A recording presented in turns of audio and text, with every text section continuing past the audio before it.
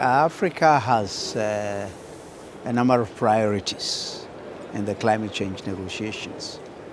We've always said that Africa is the continent that has contributed the least to greenhouse gas emissions in the atmosphere, the most vulnerable, and the least able to cope. But it's happening. And we cannot immediately reverse the situation. Africa cannot even do that. It's a global community that should seek to stabilize and to reduce greenhouse gases in the atmosphere. So meanwhile, we have to adapt to the adverse effects of climate change. That's why we say adaptation is key for Africa. One of the issues that is being discussed in relation to adaptation is the fact that Africa and other developing countries have been promoting for the setting of an adaptation goal. Just as we have set a goal, a target for mitigation to keep global temperatures not more than 1.5 and so on. And as a result of that, we say that, look, for us as Africa and also as developing countries, let's also have a target, a goal for adaptation. How you are going to assist us to be able to adapt to the impacts of climate change. Now, adaptation goes with finance and means of implementation.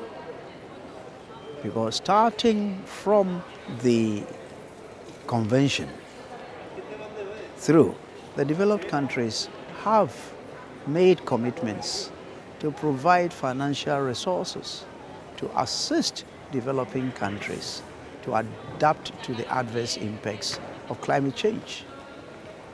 But then the means of implementation, the finance, the technology, the capacity building has not been provided.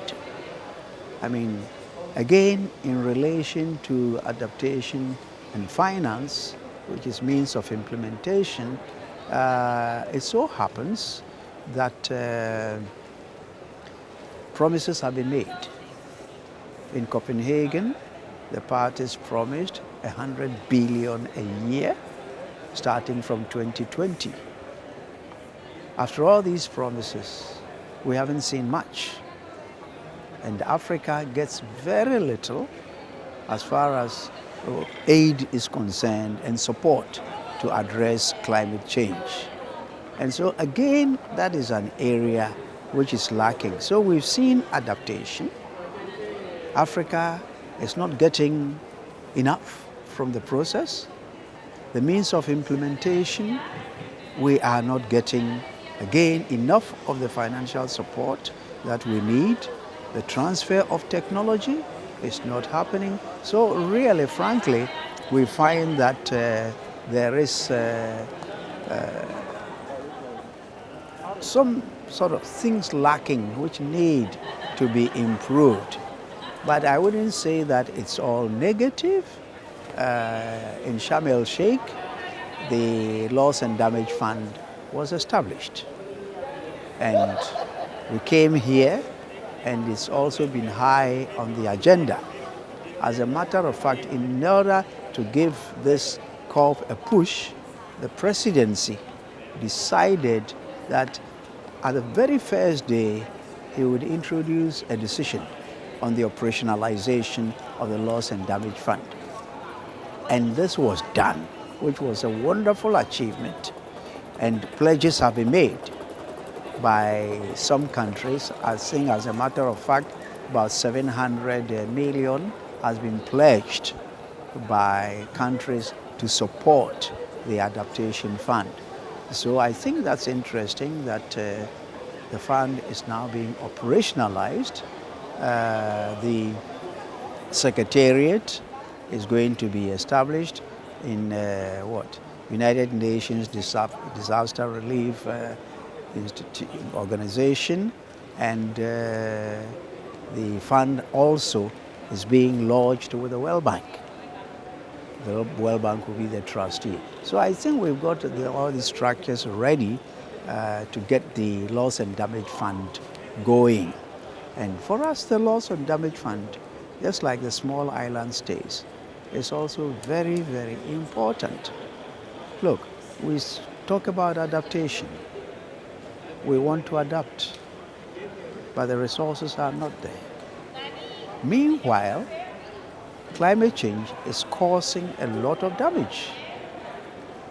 I mean, in March or so, we all saw what Cyclone Freddy, I think, did to Malawi and Mozambique. We saw the pictures, the roads washed away, the bridges, people's houses, and livelihood. Damage has been caused. But then the fund should be able to assist those whose properties and countries that infrastructure has been completely destroyed, at least to be able to get some money to be able to build all these things. So I think the issues we are talking about for Africa, there is a linkage. How do we adapt? With what do we adapt? And what are the resources that are available to enable us to adapt? I think that Africa definitely should be able to meet its own needs. But the fact is that the reality of that is that the magnitude of climate change impacts is that it's very difficult for any one country to handle it on its own. Even the rich countries. United States, they have fires. Germany, they had floods. Last year, 1/3 of Pakistan was covered by floods. And with all these things that are happening, what happened in, Libya earlier this year, and so on. There's so much happening. And for Africa, being able to cope in the light of what is happening in the economic atmosphere also, indebtedness. We are debt. How do you deal with damage when each time you need money, you need to go and borrow? But at the same time also, I think our governments should be able to do something, even if it's the barest minimum, to ensure that the world knows that we are also doing something. Governments have to balance where to put their money. And it's difficult for most African governments. But at the same time, as you rightly said, we should not be looking outside for help. We should be able to do the little that we can, and then if the international community comes to our aid, fine, it will supplement what we have. But we can't expect that help would always be coming from outside. There's an item that Africa has been proposing to add to the CMA agenda, and is the special needs and circumstances of Africa.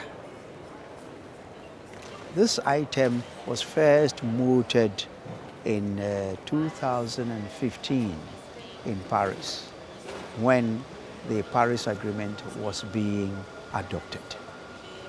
The ministers from Africa, AMSEN ministers, proposed to the presidency, which was the foreign minister of France at that time, that they would like to see this item discussed by the Conference of the Parties. Sadly, since the first COP after Paris, each successive COP president has discussed, held consultations on this item, the special needs and circumstances of Africa. As at now, there's not been any agreement. Even at this COP, the president of COP28 has had informal consultations but it has not yielded any dividends. And as it is, I'm sure it's going to be passed on to the next COP. But one wonders when we'll be able to get this item on the agenda for it to be discussed.